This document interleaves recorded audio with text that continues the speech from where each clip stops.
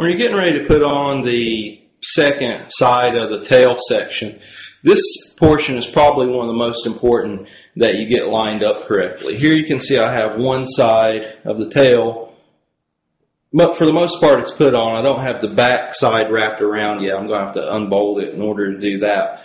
But it's on there enough to where I can use its cues in the graphics. I can look at these points of where some of these points are, and I can tell pretty much how to mask off or how to tape up the other side in order to make sure that both sides are even. So I've looked at a couple things here. If we look at the bike from the exact back, you can see that the beginning of the number plates here, the corners are lined up the same. Another point too is down here on the screws we can see the gray cuts through the top of the screw area here and it goes down to the corner. And if we look at it on this side as well, here's that recess for the bolt hole, and here's where the corner graphic is. So everything's lined up pretty much. Another thing too, let me go ahead and remove this masking tape off of this area. Let's take a look and fold this back. You can see where the black points are going to intersect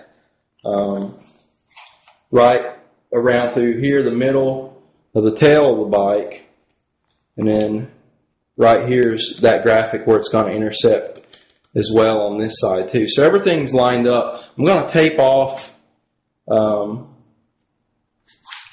this so the top portion doesn't move, and then I'm going to peel away the bottom side of this vinyl first up to about the halfway point and apply the bottom, and then go back and peel off the top and apply the top. But that's a good way to confidently set up the alignment of the graphic for the tail section.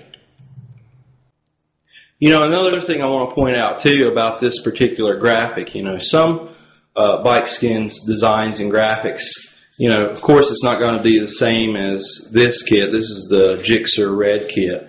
But there will be tail graphics, and there will be certain points on the design where you can see some items that you would line up. It may even be that you have a line or a graphic going across this section here, so you could easily line those up as a center point at the beginning of the graphic.